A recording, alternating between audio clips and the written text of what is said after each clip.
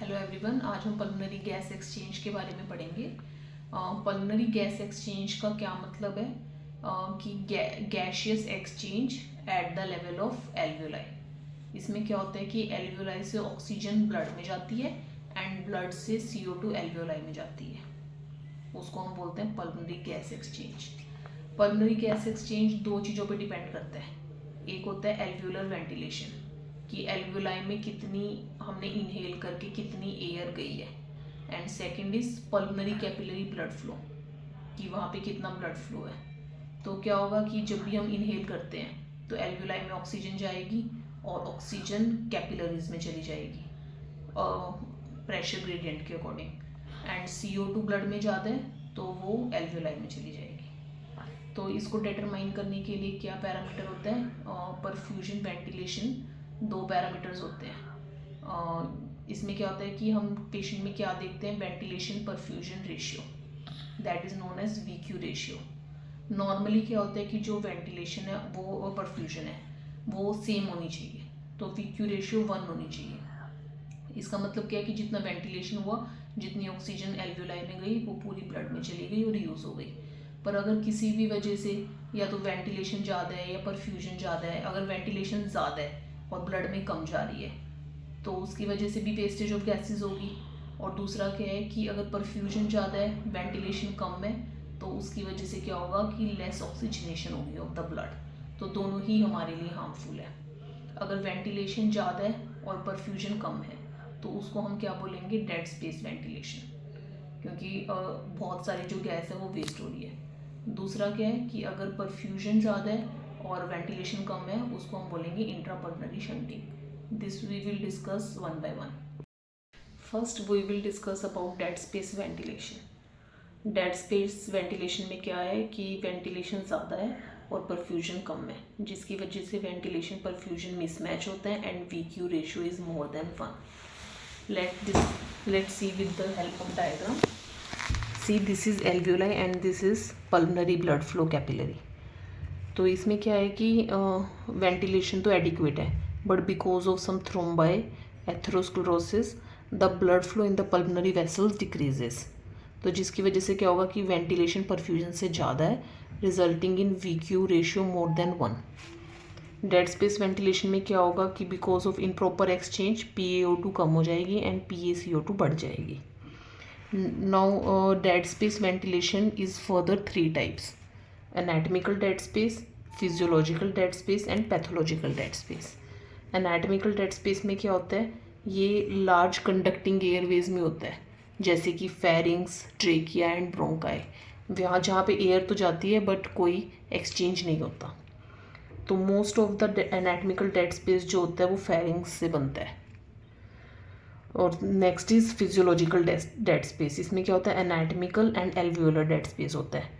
Normally क्या होता है कि जितनी भी एल्वियोलाई में एयर जाती है वो एक्सचेंज में पार्ट लेती है, इसलिए एल्वियोलर डेड स्पेस 0 होता है और एनाटमिकल डेड स्पेस ये जो हमने पढ़ा है वो होता है। इन दोनों को ऐड करेंगे तो फिजियोलॉजिकल डेड स्पेस होता है। नॉर्मल डेड स्पेस कितना होता है, 20 to 30% ऑफ टोटल वेंटिलेशन। मान लो हम 500 ml वॉल्यूम ले रहे हैं, टाइडल वॉल्यूम, तो उसमें से 100 ml के अराउंड जो है वो डेड स्पेस वेंटिलेशन होगी, जो कि अपर एयरवे में रहेगी, जो सिर्फ कंडक्टिंग एयरवे है, नॉट द एक्सचेंज्ड एयरवे। तो VD/VT is 0.2 to 0.3%। Pathological dead space क्या होता है, जब डेड स्पेस 50% से ज़्यादा हो जाए, नॉर्मल इज़ 20 to 30%, अगर 50% से ज़्यादा होगा तो that is pathological dead space ventilation. ये कब कब होता है, जब एल्वियोलर कैपिलरी इंटरफेस डिस्ट्रॉय हो जाता है, जैसे कि एम्फाइसीमा के पेशेंट में, when blood flow is reduced, जैसे कि पेशेंट का लो कार्डियक आउटपुट है, and when alveoli are over distended, जैसे कि पॉजिटिव प्रेशर वेंटिलेशन में। Next we will learn about intrapulmonary shunt. In this blood flow is more than the ventilation, resulting in VQ ratio less than 1। क्या होगा इसमें, ventilation किसी भी reason से, जैसे कि अस्थमा, COPD की वजह से ऑब्स्ट्रक्शन होगी एयरवे और वेंटिलेशन कम होगी, या फिर दूसरा रीज़न हो सकता है कि परफ्यूजन बढ़ जाए।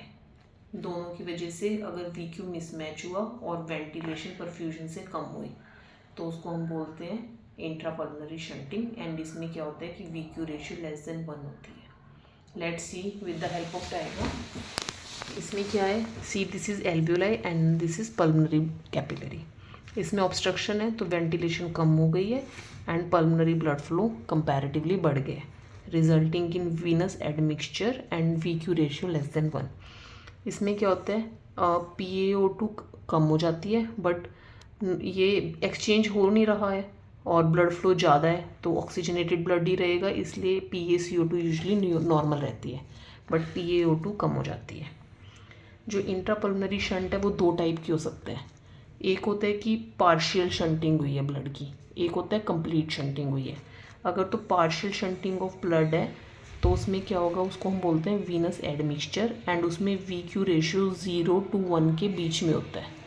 बट अगर पूरी ट्रू शंट में क्या होता है कि जो इसमें ब्लड फ्लो है और ये टोटल ऑब्स्ट्रक्शन ऑफ एल्व्यूलाई है, वेंटिलेशन 0 है और सिर्फ परफ्यूजन है, तो टोटली ब्लड शंट हो गया विदाउट ऑक्सीजनेशन, तो उसको हम ट्रू शंट बोलते हैं और उसमें VQ रेशियो 0 होती है। पैथोलॉजिकल इंट्रापल्मोनरी शंट के एग्जांपल्स क्या हैं, व्हेन स्मॉल एल्व्यूलाई ओक्लूडेड, जैसे कि in case of asthma ventilation decrease हो जाती है। दूसरा क्या, एल्व्यूलाई फिल्ड विद फ्लूइड, अगर फ्लूइड होगा तो एयर पल्मोनरी एक्सचेंज में पार्ट नहीं ले पाएगी, जैसे कि in case of pneumonia and pulmonary oedema. Third is alveoli collapse की वजह से, जैसे कि एटेलेक्टेसिस। और fourth is capillary blood flow अगर बढ़ जाए। कैपिलरी ब्लड फ्लो कब बढ़ता है, अगर पेशेंट को एम्बोलिज्म है तो नॉन एम्बोलाइज्ड रीजन में पल्मोनरी फ्लो बढ़ जाता है। शंट फ्रैक्शन हम कैसे कैलकुलेट करते हैं, उसको हम बोलते हैं shunt perfusion by total perfusion. Normally क्या होती है, लेस देन 0.1, ये वो फ्रैक्शन ऑफ कार्डियक आउटपुट होता है जो इंट्रापल्मोनरी शंट में होता है। Thank you.